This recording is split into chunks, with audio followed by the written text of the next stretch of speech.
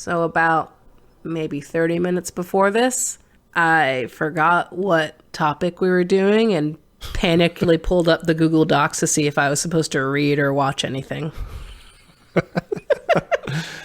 Wow. Good student, right?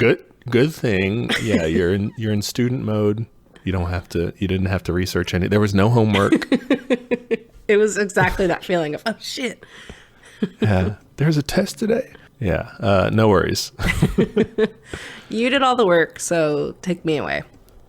All right. Today we're going to be talking about worker co-ops. Cool. I know nothing about them, as I said last episode. I knew a little bit about them and kind of fleshed out my knowledge on it for this episode, so we can dive right in. Let's do it. All right. So first off, I guess, what is a co-op? What the heck is this thing? So a co-op, let's start broadly speaking, is an autonomous association of people united voluntarily to meet their common needs through a jointly owned and democratically controlled enterprise.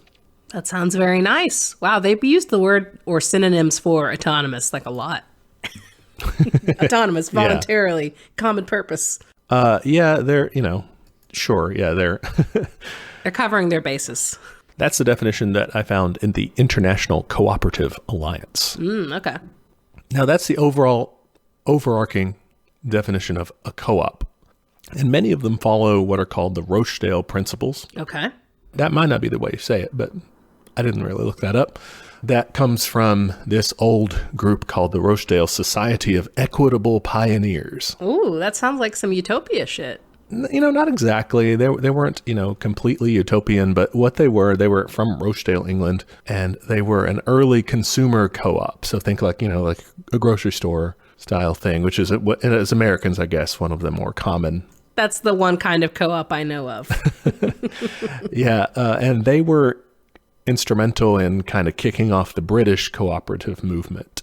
They got together. They were like kind of wanting to do a consumer-run grocery. That's what they started with.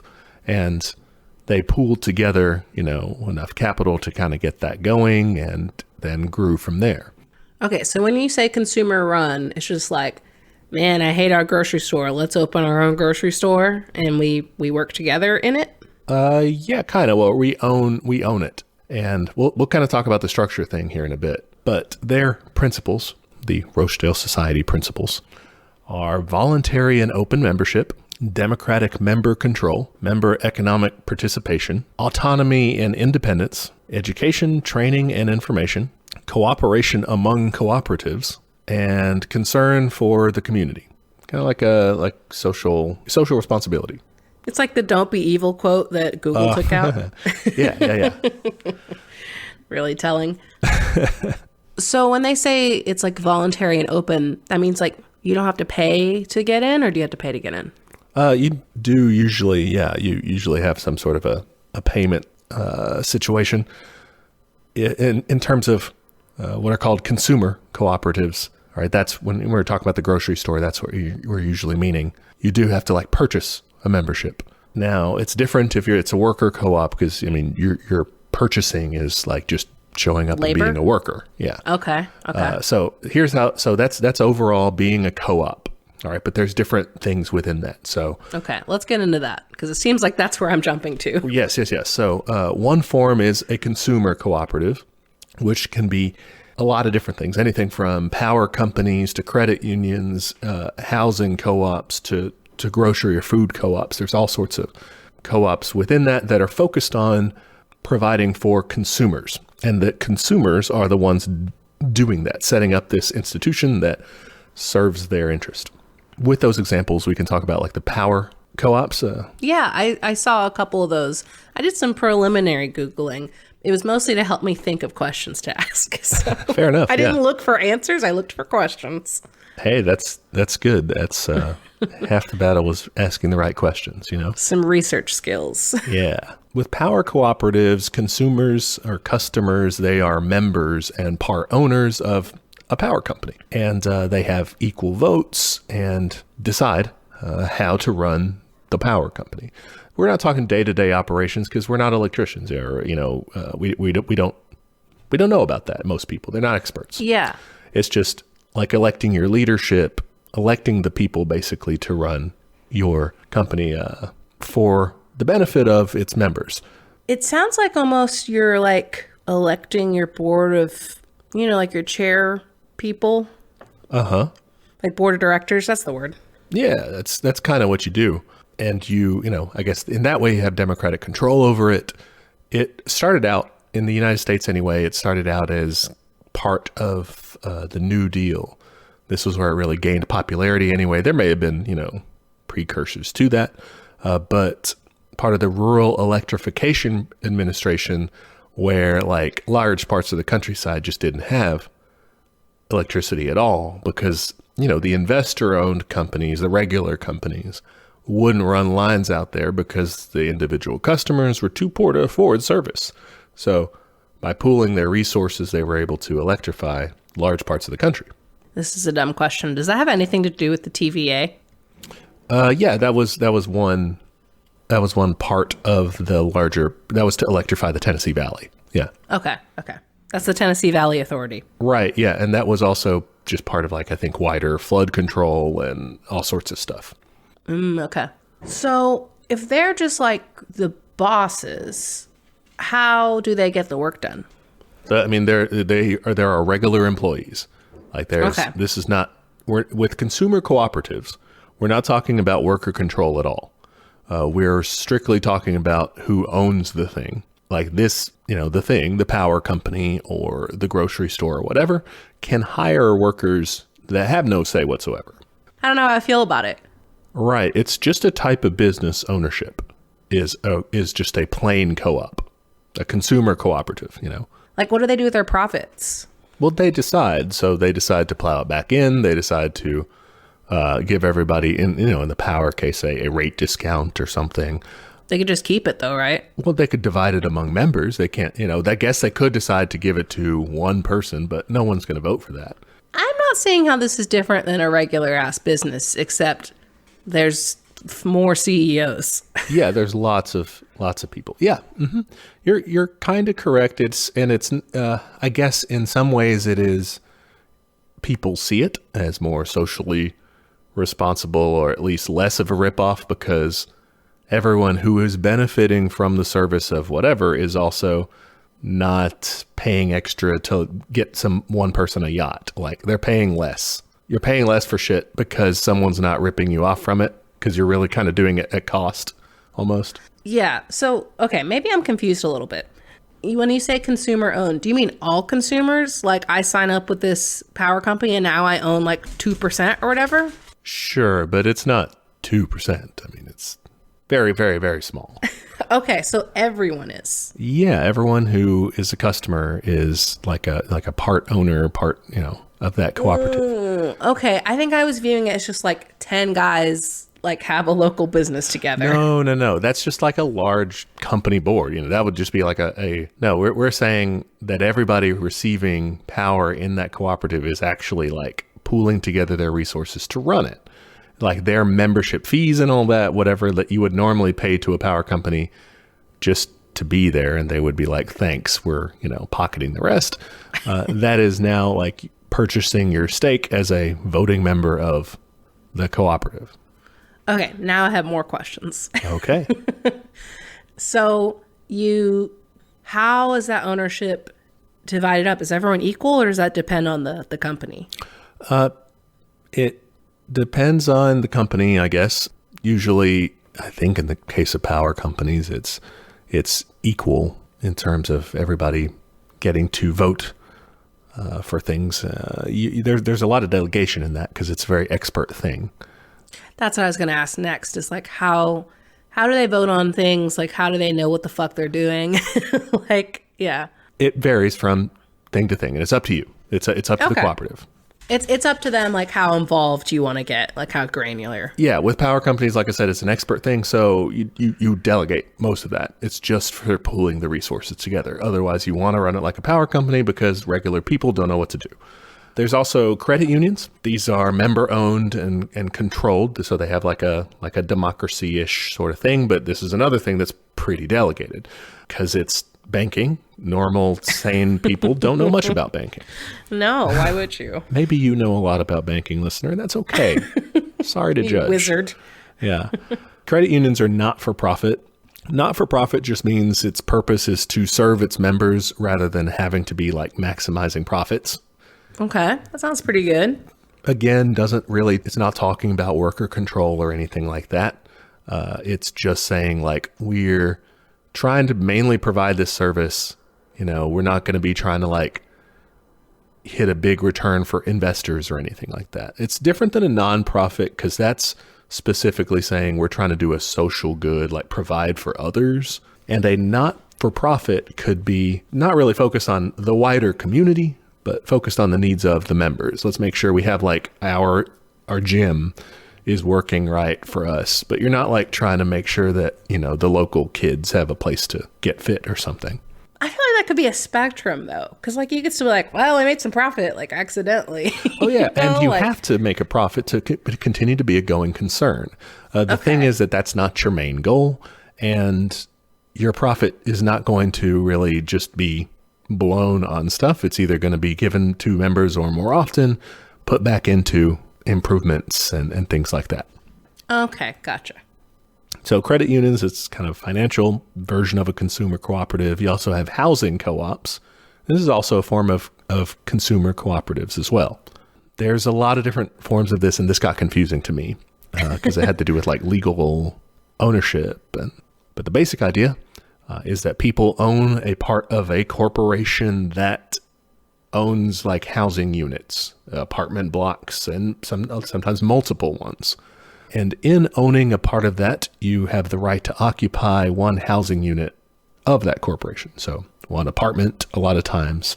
That's kind of like a lease arrangement. It's because it's kind of like renting. I mean, you are going to like pay a rent basically to continue to have the right to occupy that and continue to have your membership. But it does seem to be cheaper given, within the housing market that it's in. Like a lot of these are in New York, so they're not cheap, but like it's cheaper because the co-op isn't trying to like get an extra. They're trying to fuck you. Yeah.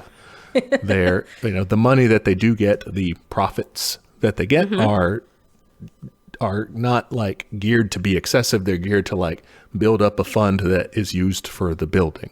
And the members decide on like how to do that. The smaller the scale it seems to be, the more like directly involved you are. Members can like serve on committees and stuff to like manage the building, manage their building and decide who joins the cooperative and all that. All right. I mean, that doesn't sound bad. Like, so you're still paying rent. You don't own the apartment you live in. It's not like you bought a condo. Right. It is different from a condo because a condo, you specifically own like that unit. Whereas the co-op, you own just like a thing on paper that says, I have the right to live in a place, and they're not going to kick you out of that like unit or anything, but you don't own that unit. That's not bad. I don't hate it. Yeah, that's what I'm thinking about all of these kind of is like, they're nice. They sound okay. I'm not opposed to people doing that. Yeah, it's not a systemic change sort of thing, but like... No, but it sounds like a nicer way to consume maybe. Exactly. Like if you could do that, that's probably nice. I think my issue with both this and the consumer one is that like, in order to do that, you have to have enough income to be able to afford to raise that initial capital and to buy into these kinds of communities. Yeah, you do. Housing co-ops, depending where you are, do get government subsidies and have been used and continue to be used in different places. I was watching this video about housing co-ops in Canada, in Quebec specifically, and they were saying how it was used as kind of low-income housing, like a way to essentially kind of bring in, lefty idealist types that want to do something for the community and do this kind of co-op housing thing. And using them as like a social service and saying, here's some government money, run your co-op thing, make it low income. That's not bad. And the other one that we've alluded to already is grocery stores, food co-ops. It's one of the earliest forms of cooperatives. It's just like a grocery store. I mean, it is, that's what it is. It is one. It's selling groceries for a profit to the general public. But instead of being owned by a corporation, by your group of 1 or 2 or 24, it's jointly owned, democratically controlled by a way wider membership. It doesn't have to be worker run. It can also be worker run, but that's a separate thing. The members, whoever buys a membership to be one of the co-op members, decide how to run it, decide what to do with the profits. And it encourages, it's open to the public. It does want non-members to shop there as well, because that's like just straight money for them, Yeah, that was my question too, is if you had to be a member to shop there. No, not at all, because like members typically get like a discounted price, so you definitely want, because non-members to shop there and pad your numbers. But yeah, those are your consumer co-ops. All right, let's move on to the other ones. All right, the better one, the better category that we're talking about here is a worker co-op. All right, that sounds good. So a worker co-op, you take that cooperative thing, right? But this one is self-managed by its workers. All right, so its workers are in some way, and it's kind of up to them, but it's in some way they are in control of their workplace, directly or indirectly. You can do worker co-ops in lots of different fields, sort of within reason. There's limitations that we'll talk about, but you can have worker co-ops that are restaurants, breweries, grocery stores, manufacturing. I mean, lots of different things. Dang, okay. Not everything, but lots of different things. So it's not like a pure, I don't know, like a Soviet, is it? I mean, could you set one up to be basically that? Yeah, you could do that. And we're referring to Soviet in terms of like the literal translation of a worker-run operation and not like Soviet Russia. Right. Yeah, a workers' council, complete worker control of the workplace. I mean, it can be directly democratically run that way. Yeah. Okay, cool. So we could technically start a Soviet. Yeah. I mean, I guess most people don't take that naming route. Don't take the fun away from me. Let me dream. But yes, you could do that if you wanted. We could start a podcast one where like we all pool together so our hosting fees are less. This could happen. All right. So let's talk about kind of how this would work, because you probably have a lot of questions about I do. About the functioning of such a structure. Yes, it sounds difficult. First review sounds difficult. What do you mean in terms of setting one up or? Yeah. So one question I had, I think really with both of these things, is that I imagine the American legal system at least is probably annoying to set up like multiple owners of things. Like I understand that like companies have conglomerates and stuff like that, but like I wonder how that translates to like a smaller level. Does that make sense? It does depend on where you are worldwide and within the United States as to how you would set up your co-op in terms of legal stuff, legal paperwork, boring shit like that. Again, the lawyers in the audience are like, what? Come on. It's my favorite shit. And that's okay. You do you. Yeah. We have to have someone that's into that or, we wouldn't get anything done. Yeah. So like different countries, do provide loans or otherwise assist worker cooperatives, like help you set it up. Within the United States, there are like organizations that can help out in terms of putting it together. And we can put some links in the show note because I was pretty confused about all this. But basically, there's not a lot of regulations in the U.S. In terms of how specifically to do worker co-ops, like in terms of legal structure. The main thing would be to get certain paperwork right for like taxes and stuff, because you might get like tax breaks on certain things. Generally, though, it's like kind of putting together a business, basically. You, in most places, rely on the same types of corporation structures like LLCs, think, those sorts of things, regular corporations. Because if your state doesn't have like specific laws about, if you're setting up a co-op, here's how, which is not very many states. This is a dumb metaphor maybe, but like to me, it made me think of like how in the United States, it's very difficult to set up legal protections for like, if you like are not married, but you still want someone as like your, like, what's it called? Beneficiary, things like that. Or, to be on your taxes or healthcare or whatever it is.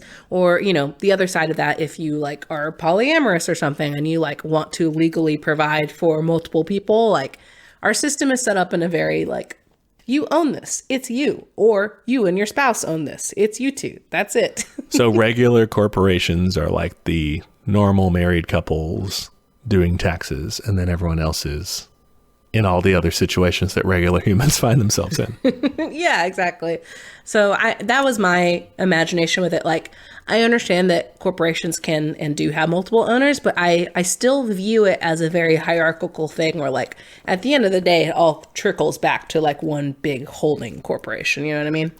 Yeah. And any corporate lawyer can tell you it's way more complicated than that. I'm sure it is. Yeah, go read corporate law if you want more of a breakdown, but we don't have it. Nope.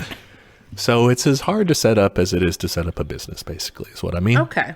I guess we can get into kind of how it works. How does it work? What's the big idea here? So one big question would be, okay, we've got a worker co-op. Are we still like making money? You know, or yeah, what's the profit deal? Yeah, you're still making profit. If we're talking about a worker co-op, especially in the United States, but in any place where you're doing capitalism, then yeah, you're still working to produce a profit. And that's your main goal, you know, but those profits that are made are used to either, you know, expand the cooperative in some way or distributed however the worker owners see fit. Okay.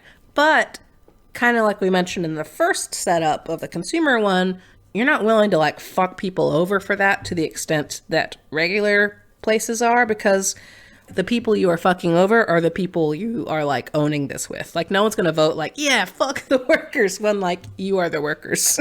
Yeah, you would see less of a willingness to, yeah, like you said, fuck over people with wages. All right. And that's a big way you get profit is from paying people less than what they're worth. So you're probably going to be making less profit because of that.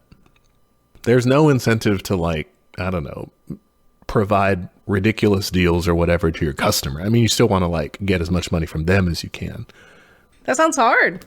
From your customer? I mean, like, yeah, but that's what businesses do, right? They try to... No. I mean, I guess what I mean is it sounds hard because usually what happens is you fuck over workers so you can like provide, you know, discounts to your customers and, you know, make things cheaper, sell them for cheaper, get more volume, things like that. And you're just kind of throwing that whole equation out the window. Or at least you're not throwing it out. You're making it the margins way smaller.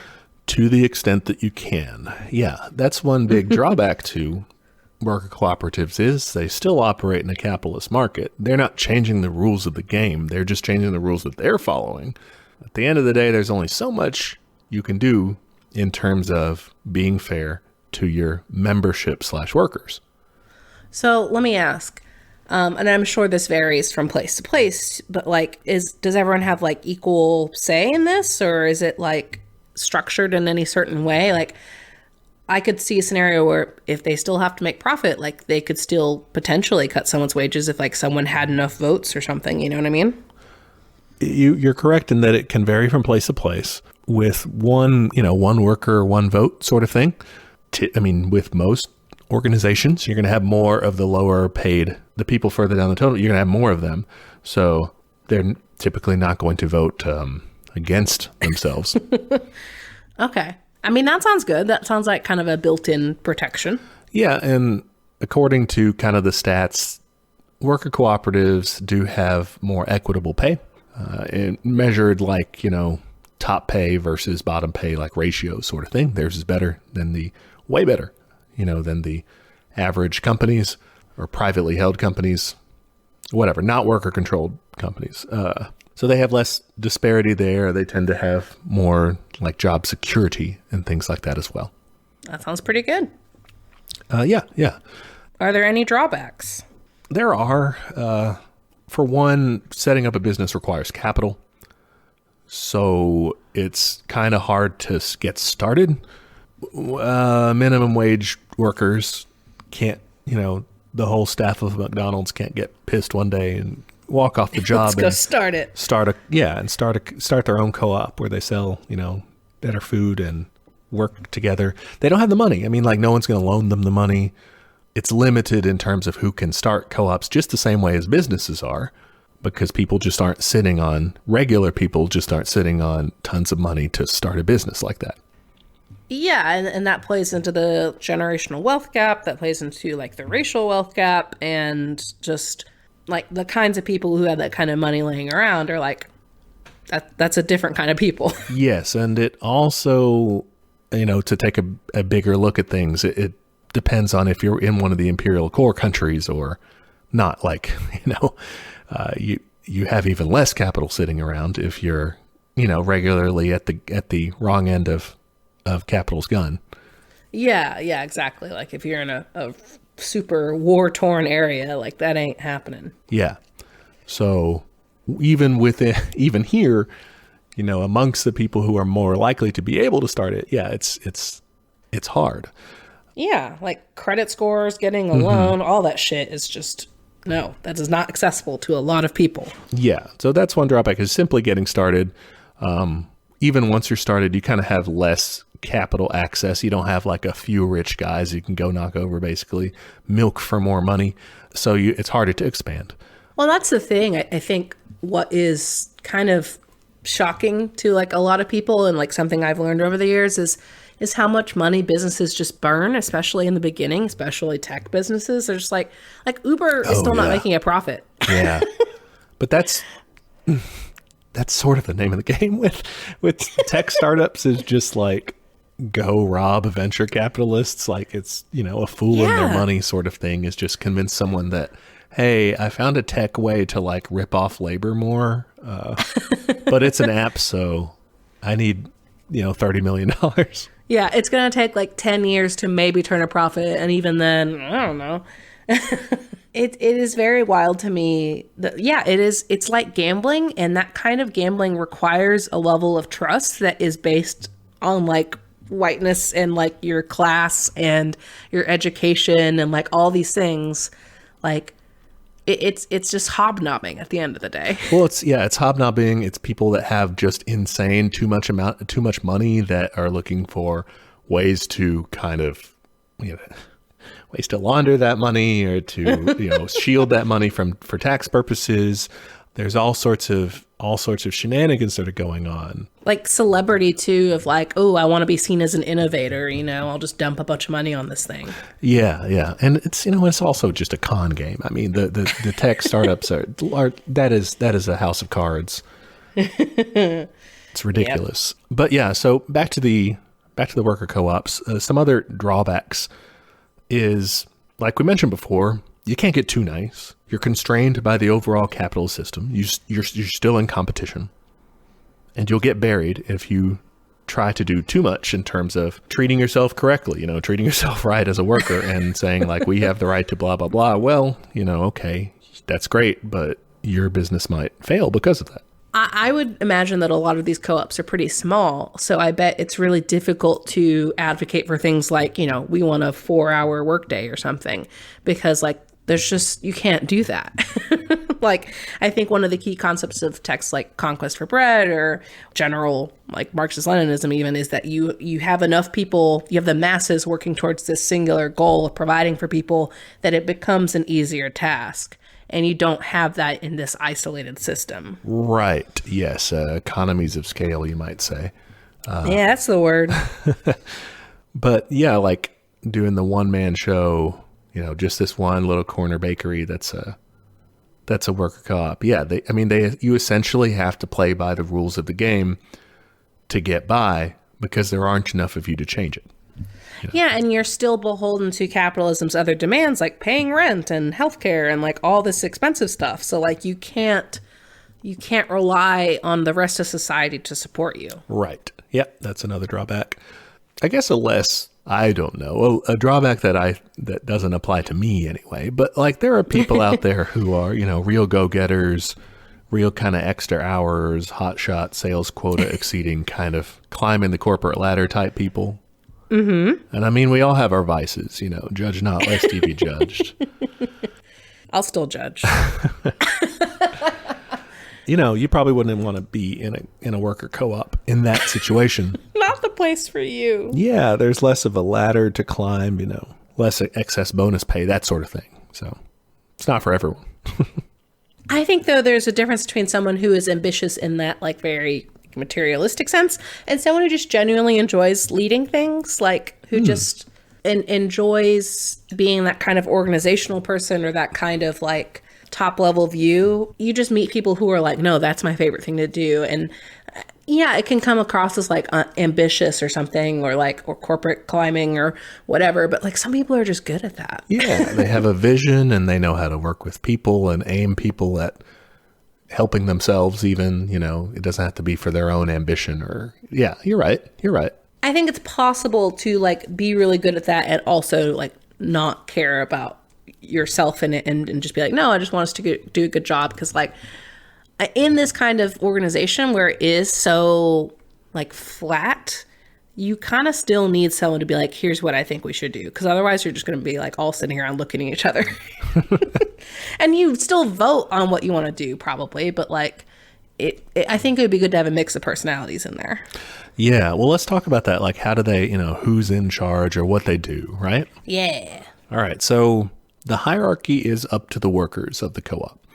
It can be anything from very horizontal, very flat, anarchistic, or it can be very formal, very hierarchical, businessy, titles and stuff. So you're saying they could still have, like, one guy in charge if they wanted to? They would elect him, but yeah. Interesting. Yeah, I think it's very much up to the situation you're in. Like we mentioned, our corner bakery with, like, 3 workers, you don't need to figure out who's vice president of personnel there, I get to be treasurer. Yeah, like, okay, but you're also the janitor. Like, great, go clean the toilets. Yeah, so, you don't need a lot of structure with that, but you do want some organization, some decision-making process with if you get to a larger enterprise sort of scale. So it depends. And it's up to, at some point you do have to, like, meet to figure that out, right? You have to. Yeah. and people sometimes have the concern of this being annoying. Yeah, this sounds like a lot of work, a lot of meetings that I would normally zone out on these meetings, but I think I'd have to pay attention. Well, that's the thing is you would have to pay attention to the first meeting where you sit down and say, okay, what are we going to do? Are we going to like just make this someone else's problem? Have, like, a small committee, the central committee maybe making the decisions. Are we going to all sit down all the time and make all the decisions? Are we going to, what are we going to do? So you probably have to pay attention to that meeting. Yeah, because you could structure it as, like, super flat. Everyone votes on everything. But, like, that just seems like a bad idea. Because, like, that sounds so difficult. Unless it's a small enough operation that makes sense. But, like, do a lot of these places kind of turn into almost like a republic of, like, all right, we'll have committees for different things, and, like, they'll kind of represent the general good, and, you can vote them out if they do a bad job. Yeah, certainly at scale they do. If you're looking at larger operations, yeah, they definitely get into kind of a bureaucracy like that of an elected leadership. That also is not just in terms of size, but in terms of whatever you're doing, the degree of technical expertise it requires. Like we were mentioning with the power, I know that's not a worker co-op, but still, like, with something that would require technical expertise, you don't need the input of everyone for everything. Yeah, like, how should we optimize I can't even come up with a good technobabble sentence for an electric company. I was going to be like, outlets? How can we optimize our outlets? There you go. So yeah, you can elect people to be in charge to a degree. It depends on your outfit, whether it's like, okay, they're in charge for this term, or maybe you set it up to where it's like they can be recalled if they're an asshole, like you can recall them immediately, whatever. I don't know. There's a lot of different ways you can do it. So it's a spectrum between completely, complete anarchy kind of, and you can, get to basically just be a company, but you vote. How common are these kinds of businesses, at least in the United States? I don't know if you have any numbers for me. I do. Ooh. So I don't have global numbers. I couldn't find specific numbers on it. Listeners, send us your numbers. Yeah, there's a lot more worker co-ops around the world than there are in the United States. There are not very many in the United States. The latest numbers I could find are from 2019, and we were at 465 worker cooperatives with around 6,400 workers. That's like nothing. Now, there were some requirements in terms of like, these were the ones that they were confirming, and they had like 3 or more worker owners. At least 50% of the workers there were worker owners, and they had been in operation for a year. So the people who put that together, Democracy at Work, estimated that the real number, if you don't put all those constraints in, maybe they didn't reach out to these guys, someone fell through the cracks or whatever, maybe the real number is closer to around 800 worker cooperatives. Okay. Which is still not that much. It's not.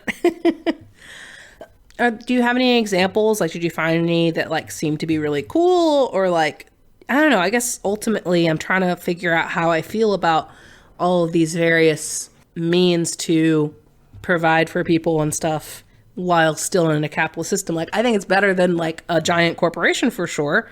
Yeah. But I'm just curious about like how are they doing? Well, one very prominent worker cooperative, well, it's actually a federation of worker cooperatives, is in Spain. It's called the Mondragon Corporation. This is one of those things you hear about in leftist circles and whatever. They're interesting. They employ lots of people, around 81,000 Oh, wow. people. They have 257 companies or more. Maybe that was a little while ago. And they do all sorts of things in terms of production. They have like a finance department, they have like an insurance company. They do banking. They produce consumer goods as well as like industrial components and stuff for like construction stuff. So like they're kind of all over. They have retail. They run like a university. Whoa. Yeah. So lots of stuff. Like, how the fuck do you have a leftist banking corporation? Like, what? Yeah, it's it's not super leftist. So it's, worker, it's a worker co-op. It's worker owned. It, however, is, especially as it's grown so much, it is completely, within a capitalist system, and again, it runs into those problems of it can't just, run a completely egalitarian system or anything like that. Yeah, because then it wouldn't exist or be growing. Yeah, and it doesn't even really have like super leftist roots. It was originally founded by a Catholic priest. Okay.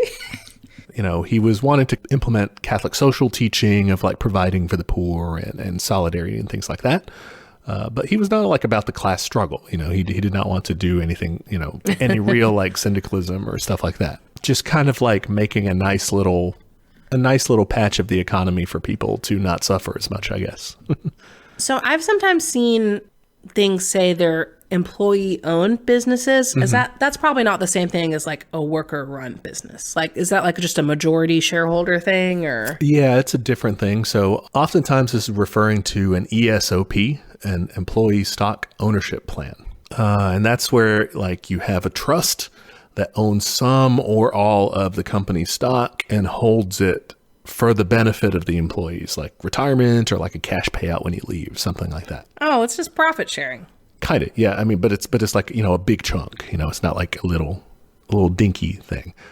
Sometimes it's 100%, sometimes it's not. There is no requirement of worker control in that. No democratic element.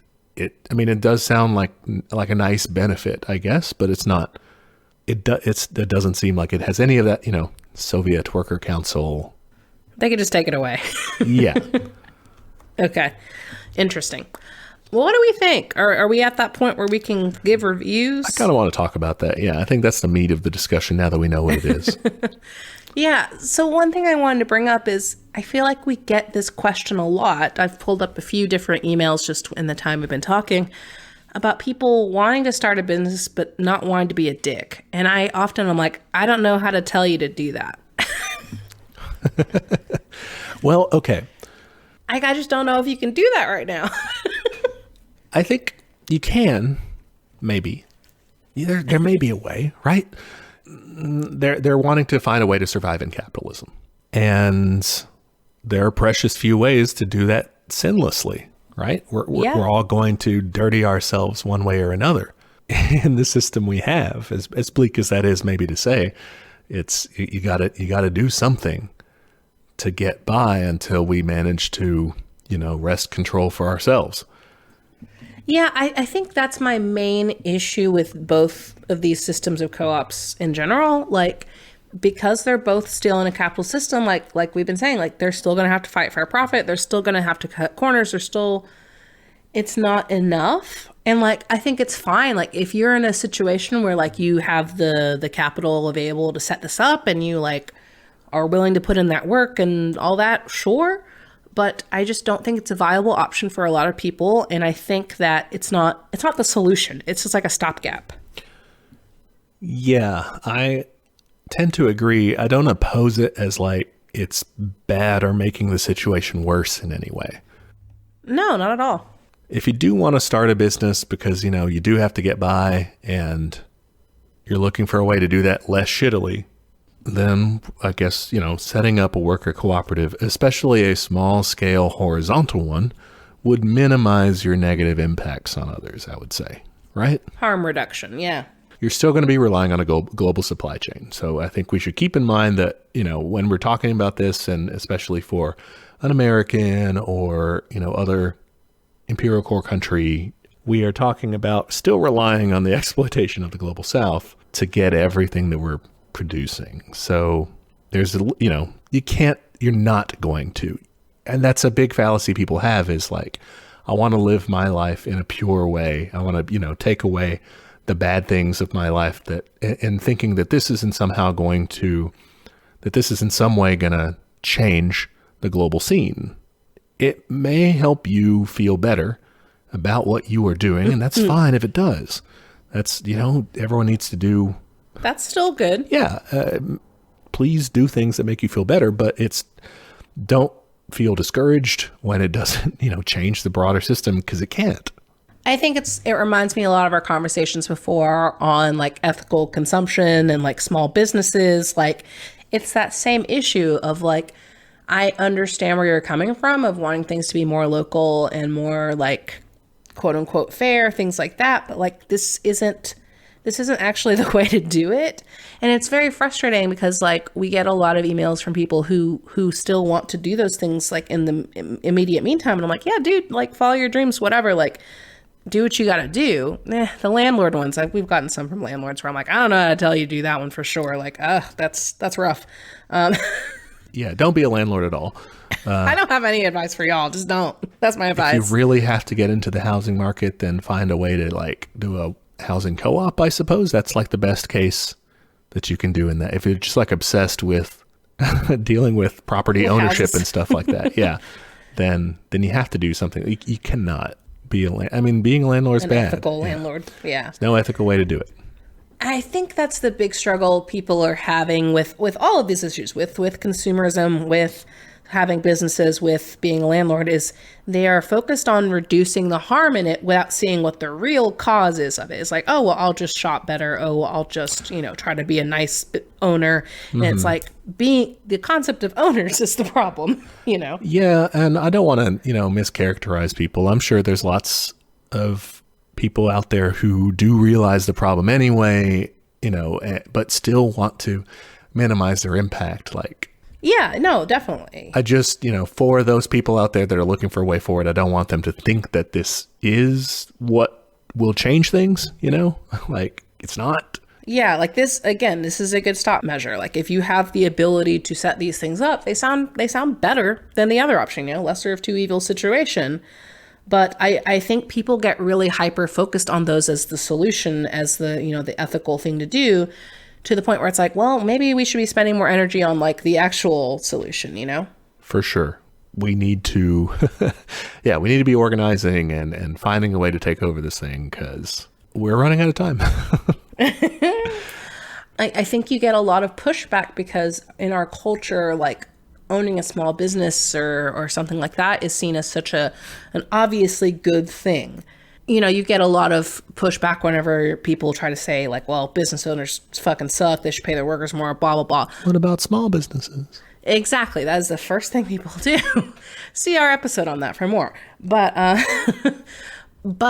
and it's very hard just to like look at somebody and be like, hey, I'm sorry, but like your dream involves exploiting people. Like, I don't know how to tell you that in a nice way, but like, that's just the reality of it. Like if you can't afford to pay your workers, that's not cool. You don't get to have a business if you can't afford things. Well, yeah. And the problem in our system is you do get to still have a business if you, if you can't afford that. Budget's for poor people, but not for rich people. Don't buy your latte, but do hire people and pay them badly. It's wild. And that system is never going to be solved by just co-ops and by just trying to be more ethical in an inherently unethical system. Like you have to throw out the whole man, as they say. Yeah, and furthermore, there's just like mechanical problems to seeing worker co-ops as like the way forward. Eventually, we'll have everything be a worker co-op, and there we go, right? One thing, I was doing some reading on kind of, what did the old wise people say about this? One critique of this was from Rosa Luxemburg. Oh, I've heard of her. Yeah, she was a socialist from Poland and was very involved in all the kind of social democratic parties and everything that were going on at the time. And she, spoke to Lenin and was in that whole milieu, and was criticizing some of the reformists. Her and Lenin were over there saying, fuck these reformist guys. And wrote this book called Reform or Revolution, more of a pamphlet thing. But she was talking about this guy, Edward Bernstein, who was all about worker co-ops. And he's like, this is the way to do it. We're going to have cooperatives, and we're going to peacefully transition from capitalism to socialism through labor unions and worker cooperatives. And she said, okay, so think about it this way. Let's just use some logic, she said. Like, they have to compete within capitalism. So they're going to have to resort to more and more exploitative means against themselves. They're just going to have to put themselves in the grinder or cease to exist, right? Or, well, let's say they don't want to do that because they can try to find a guaranteed market for their goods. Somebody who will buy from them because they're a worker co-op. Well, she said you can find that in a consumer cooperative, like we were talking about, right? They have an old storied history too, and they were around at that time. So basically, you would have the productive cooperatives, the worker co-ops, team up with the consumer co-ops, and there you go. But the limitation to that is that only works for producing things that consumers are going to be buying, that consumers need, finished consumer goods. Oh, okay. So, groceries, food, but you can, clothes, whatever. Yeah, things that consumers are going to buy directly, but like higher up the production chain, oil, mining, textiles, heavy industry, you won't end up with any democratic worker co-ops or anything like that because you don't have any regular people to consume those in co-ops. Like they don't buy crude oil. That's oil tycoons who want like private profits. They're not interested in buying from a worker co-op. Yeah. So like more complicated manufacturing, probably like infrastructure, like things that require more legwork, I guess.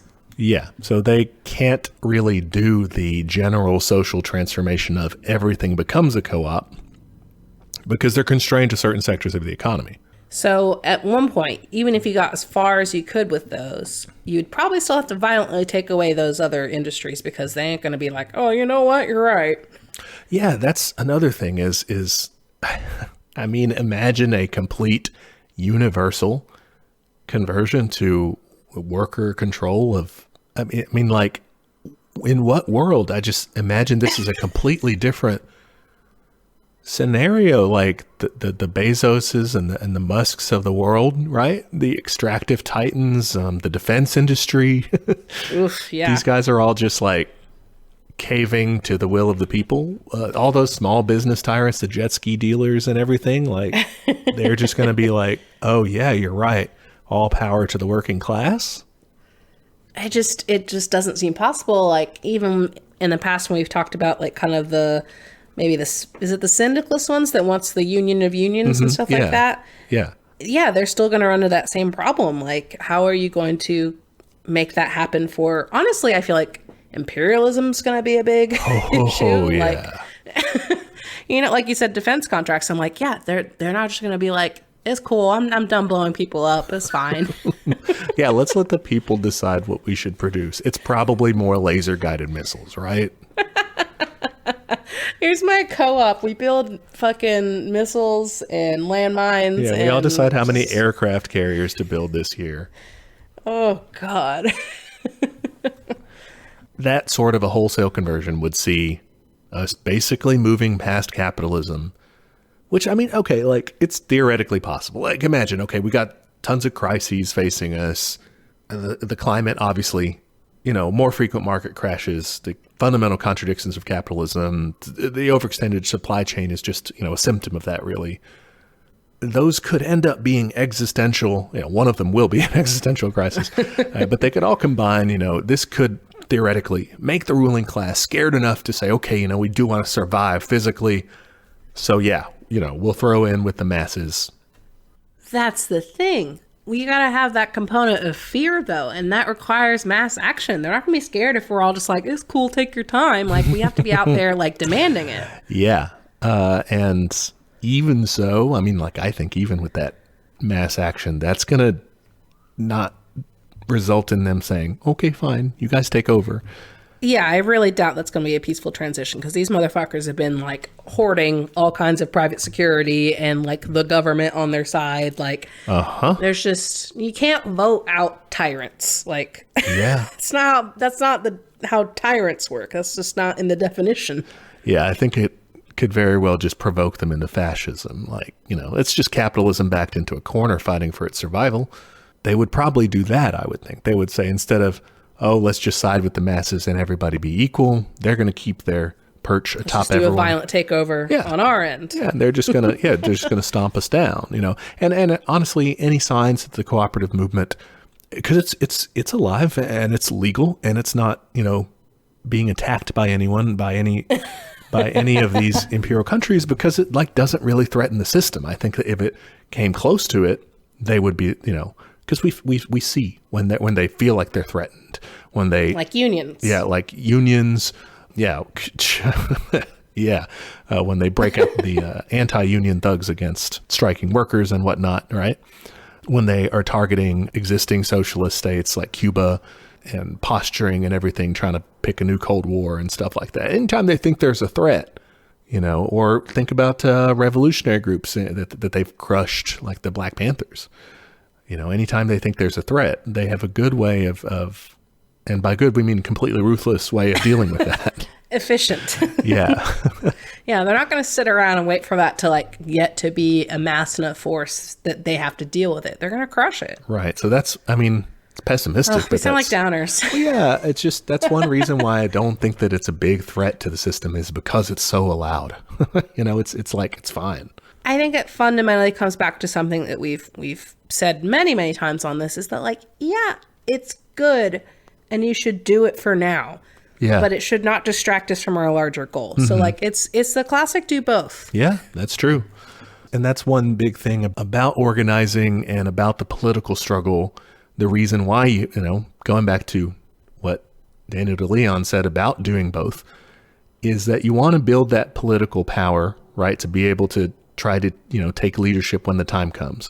You want to build the mass action of people and union activism so that workers are able to take control of the economy too. And so they have like a threat to power, like on the ground. You know, they have the masses to scare the people in power into giving up. I mean, like those two are intertwined is what I'm saying, right? Yeah. And I think, you know, one way in which I think these are very useful to the broader causes, these make for great examples. So it's a concrete example of something or not thriving, but, you know, making it work in this system. So for people who have a very hard time picturing, like, you know, we get a lot of questions about, okay, how would this kind of business work? Like, how would this work? This could be kind of examples like, well, it's not exactly like this, but like, see how they are, you know, dividing up responsibilities and democracy and things like that. Like, this could prove as a method to comfort people who aren't willing to let go of like a standard business organization and who are like, well, we're all just going to kill each other, right? And you're like, look, no, that's not necessarily the case. So they're like instructive to skeptics. I think they could be. Okay. I think they could be. Yeah, I could see that. There's a lot of combativeness, I feel like, on the left as a whole of like, no, we shouldn't be doing this. No, we shouldn't be doing this. And it's very frustrating to navigate. Yeah, you're right. And we shouldn't come across too much as like, don't do this. Like we're saying, do both. You know, this is, I think it's better. Like you mentioned, harm reduction. Yeah, definitely. It's a nicer way to do things. I did find it interesting that Papa Marx was talking about this even back in the day. Oh, what'd he say? So I gave the opening address to the First International, the International Working Men's Association. Ooh. Back in 1864, during the Civil War. Okay, he was talking about this. Jesus Christ, that's nuts. So he was kind of praising the cooperative movement, saying, we speak of the cooperative movement, especially the cooperative factories raised by the unassisted efforts of a few bold hands. The value of these great social experiments cannot be overrated. By deed instead of argument, they have shown that production on a large scale and in accord with the behests of modern science may be carried on without the existence of a class of masters employing a class of hands. You know, blah, blah, blah, that sort of thing. So he's saying, like you said, it's a good example. Definitely. And I think I feel similarly about like the Utopia kind of project is like, that's still kind of a good talking point. And it's a good example of like, yeah, these things can be done. They have their limitations, but it's a good way to like tell people like, yeah, this could happen. Yes. Yeah. He actually did go on to kind of talk about those limitations too, right after that. Okay. He said at the same time, our recent experiences proved beyond a doubt that however excellent in principle and however useful in practice cooperative labor, if kept within the narrow circle of the casual efforts of private workmen, will never be able to arrest the growth in geometrical progression of monopoly, to free the masses, nor even to perceptibly lighten the burden of their miseries. Translation. Thank you. If it's kept in just within the overall capitalist system, that narrow circle, we're not going to be able to stop the growth of monopoly capitalism. We're not going to be able to free the masses, and you can think also the global masses, nor able to kind of ease their burden, especially the global south. He also said it was interesting who was talking it up at the time. He said, it's perhaps for this very reason that plausible noblemen, philanthropic middle-class spouters, and even kept political economists have all at once turned nauseously complimentary to the very cooperative labor system they had vainly tried to nip in the bud by deriding it as the utopia of a dreamer, or stigmatizing it as the sacrilege of the socialist. Ooh, okay, yeah, that makes me, yeah, that's a very sus group of folks right there. Yeah, he's like, why are these guys all of a sudden like it? It's because, like we said, it's not really a threat. It's not a bad thing to do, but if it's kept in its narrow circle, if it's still in capitalism, it's not going to overthrow the system. Yeah. I mean, it's the same thing with small businesses. Like, that's not going to change the system either. So Yeah. I remember early in the discussion, I asked, like, is it possible to have a worker-run co-op that is basically a Soviet? But I wanted to ask, is there a difference? Like, what is the difference between a union and a worker-led co-op? So in a normal company, all right, you would have the management of the company, and then you would have the regular wage workers and everything. Mm-hmm. The union would be representing those wage workers, and they would be in an antagonistic relationship with management. It would represent the workers and hammer out contracts on behalf of the workers to settle, how much they're going to get paid, right? And their conditions and all that. They would not be in control, though, of day-to-day operations. They are like the way that the workers have a say at all, but they're not technically in control. Does that make sense? Yeah, so they're more fighting for the workers in terms of like benefits and pay and all that stuff, but they're not running it. They're not running the company. Right. In a standard, the way it's standardly set up. Yeah. I mean, if you were if you were up to anarcho-syndicalism actually, then you would have unions running companies too. I mean, like the whole workforce would then you'd have both. So then you would have a worker-run company, and everyone was in this union together. They just wouldn't have an opponent anymore. They would be deciding things together.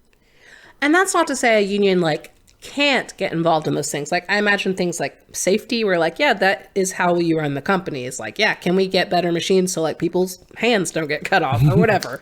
Yeah. That probably still comes up. But you're saying that like they're not managing the day-to-day work unless they have moved on to anarcho-syndicalism, where that is kind of then a full worker-run workplace plus union scenario. Yeah, and I guess it's theoretically possible within capitalism to have like one, to have some business where they're all unionized, but there's not really a big point to being in the union when you don't have anyone to antagonize. It's all worker owned. The reason I think that anarcho-syndicalism ends up with unions is that that's how it got there. So, you started with unions, and then the unions drove out the bosses and took power. And so that's just like your governing structure at that point. It's just what you've used so far. And so it's what you continue with. Yeah, I think that makes sense. And to me, I really like when a union gets really broad too, because it's not just like a union within a company fighting for that specific company. It's like, it really gets the idea of like collective action of like, no, we all are fighting for the same thing. That's kind of what's missing, I think, from the co-op piece, is that you're at the end of the day still fighting for your little group of people. Yeah, I mean, there are federations of cooperatives and things like that, but it's so, it's so splintered, rare. And like there's just not so many. Yeah, it's rare in the United States for sure. There's not a lot of aiming to. It's not antagonistic, so it's not like saying, let's take on the power structure so much as like we're doing our little thing. Whereas like in terms of anarcho-syndicalism and like the old IWW, which is technically still around, but it's not the same caliber now. But that whole movement, the one big union movement that, like you were saying, when it gets broad and it tries to organize kind of workers as a class. Yeah, that's a different thing. That was openly saying, let's take on capitalism. Let's take power for ourselves. Let's do a general strike and like overthrow the power and become the power for ourselves. Yeah, that's cool. That's cool. That's my review on that. Thumbs up. Yeah, I guess I just want to like reiterate that if these sound interesting to you and seem like a good way to do that kind of harm reduction, then like, yeah, definitely explore it. I guess like get a lawyer, so like probably get some money. Yeah. And I think the key to that, like I said earlier, that big struggle within the leftist movement is really, I feel like it's kind of dialectics at the end of the day, is realizing that like, yeah, we are trying to make things more comfortable now, and we're also pushing for a greater future. And like, that can be really uncomfortable to realize like, yeah, I'm perpetuating harm because I'm part of the capitalist system and imperialism and all this shit. But you have to kind of just accept that and like move on and try to do better. Like there's, it sucks. Like it sucks. That's a very good way to put it. Dialectical, because it's got elements of both, right? We are in a shitty system. We're trying to move to a better system. And there's going to be a transitionary period, and there, also just you have to survive. You also just have to live in that. The efforts to be as pure as you can, you can do it to whatever extent makes you feel good. It's not going to contribute to the struggle, I guess, overall. I feel like maybe you should, or like if you have the means to, I feel like is the important distinction, because I get really frustrated when I see people shaming people over stupid shit where it's like, okay, do you know if that person can afford that? Like, you know? If you have the means to and the ability to and the mental fortitude to spend your whole time fretting over that, sure, I guess. But yeah, I'm more interested in like the broader goals. For sure. All right, what are we doing next week? Next week we'll be opening up the mailbag. Heck yeah.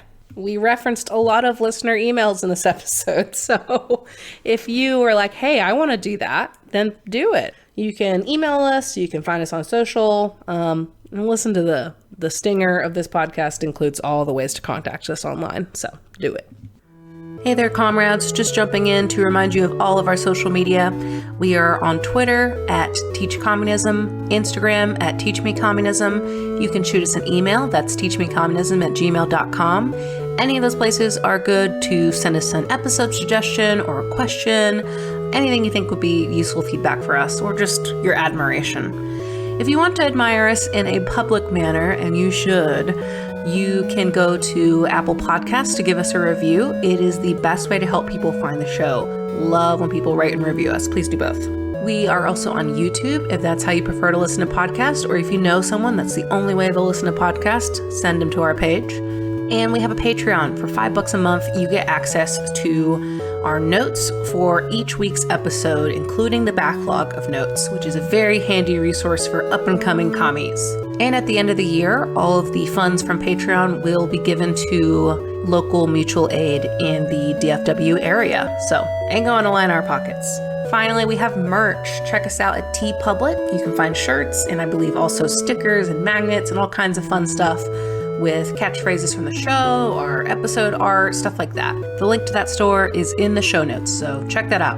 Okay, that's all the internet. Join us next time for another episode of Teach Me Communism, where the class struggle is always in session. Bye, y'all.